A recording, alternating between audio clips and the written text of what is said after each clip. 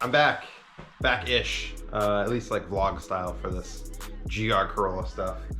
But what I want to talk to you guys about today is why I lost 5 track sessions due to this stupid $99 part. Future me just cutting in.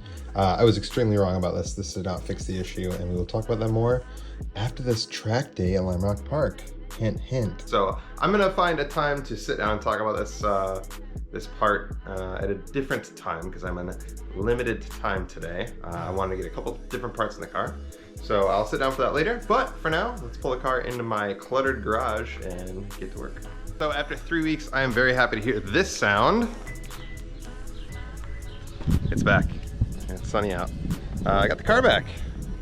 So after VIR, I drove 10 hours back with this weird issue that popped up at the track day, which is never what you want to have happen. I wasn't sure what was going on. I asked a few different people. I'll talk about that more later, but yes.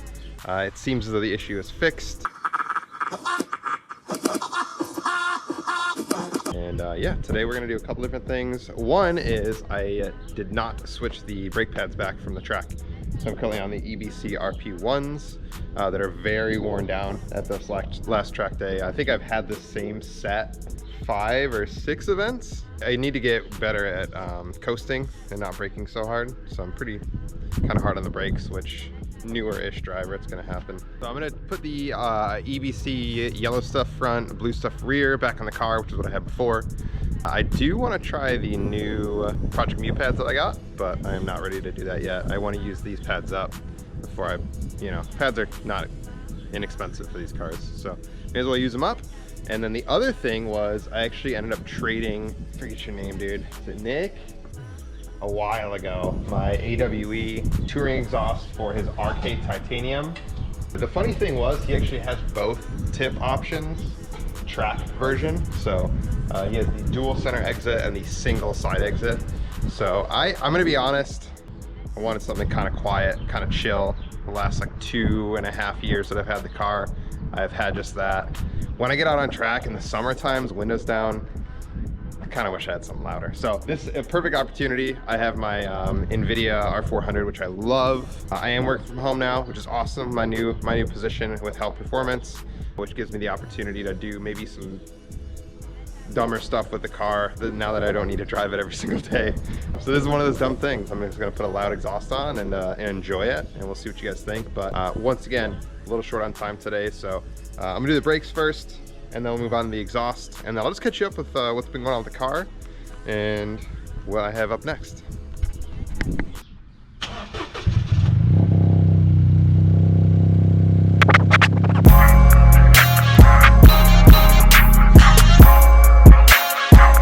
The other thing I actually realized is my calipers are like fucking gross.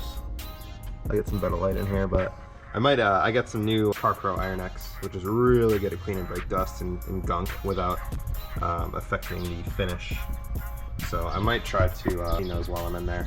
Nothing too crazy, but while we're at it, we may as well. So I should have worn a hat today, but I know I'm gonna get my head dirty, so deal with it.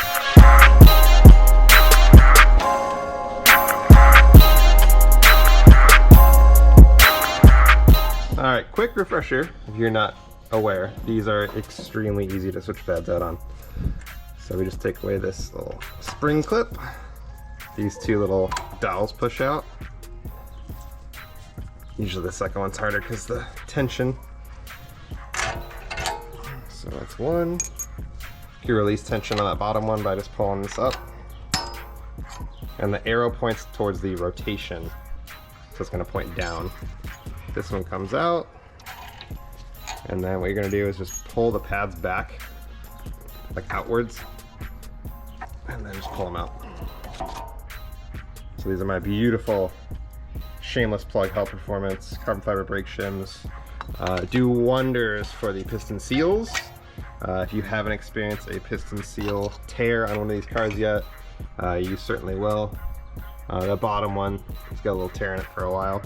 But these definitely help out, just wicking heat away or not allowing the heat from the pad, or as much of it, I should say, to those seals. You can see that top one. This is after I've done I don't know. Probably since I put these pads on is when I put these shims on. The top one is looking mint. I used to blow through these piston seals, dust shields, there we go, quite often. So these are great. I'm really liking these. All right, so yeah, once the pads are in there, it's pretty much just repeating the process in reverse. The one thing I will recommend is with these little pins, taking like some Scotch-Brite, some sandpaper, and just cleaning them off. I did it 3 weeks ago, but they can build up some like crusties, and it's just a bit hard to get them back in. So yeah, just make sure that you can easily slot them in. Makes future changes a bit easier. Pads are all set. Do the rears. Same process on those. You get the 2 pins, you get the spring clip at the top, and then the one that holds the pins in the back. So I'll probably show you guys that one real quick, but yeah, move on pretty quick from there. All right, here's the rear. So same thing as the front. We got our 2 pins, our little spring clip, and our little retainer thing. Beautiful Fortunato Swift springs. So yeah, same thing. We're just gonna push the pistons back in order to easily swap these out. Now, something else that I like to do is label the pads. So if you swap pads like me for track days, it's pretty handy. Sometimes it burns off, sometimes it stays. Even if it doesn't work, I'll always label the box. Look at that beautiful handwriting. It's nice to have a lift, but I don't, so we're doing it old school. Got a whole bunch of jack stands under there. I got some bricks under the front tires. A plethora of bricks, may I add. And then I just tossed the jack under here. I don't know, man. I'm gonna go ahead and pop this off, and then let's decide which exhaust we're doing.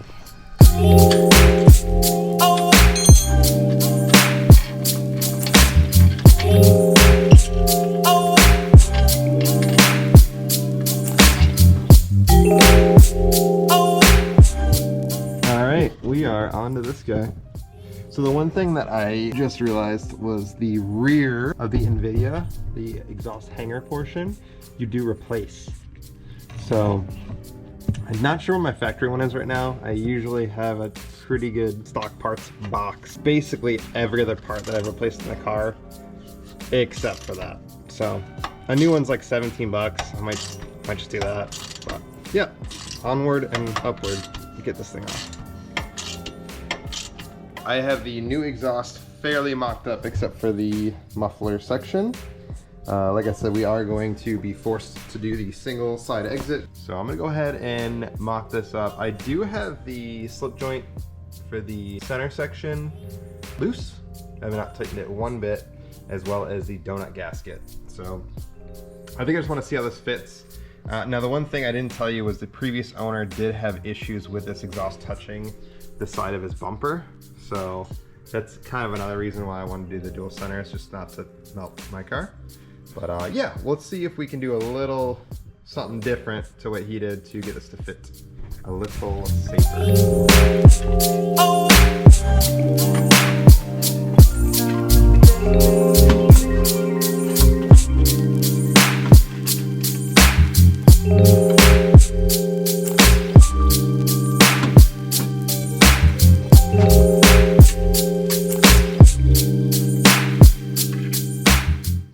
We're looking pretty good, I think.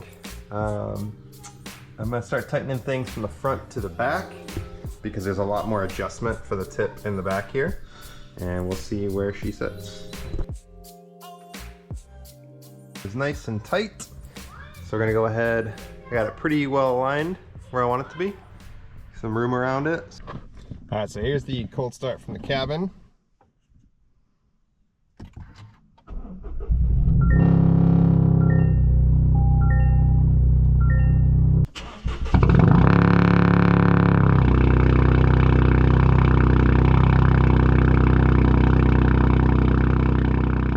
That about does it. We got the brake pad swapped out, we got the new exhaust on, I'm ready to rip at Lime Rock Park. Here's a little bit of what to expect from next time. Lime Rock Park. Get gas before you come on the track.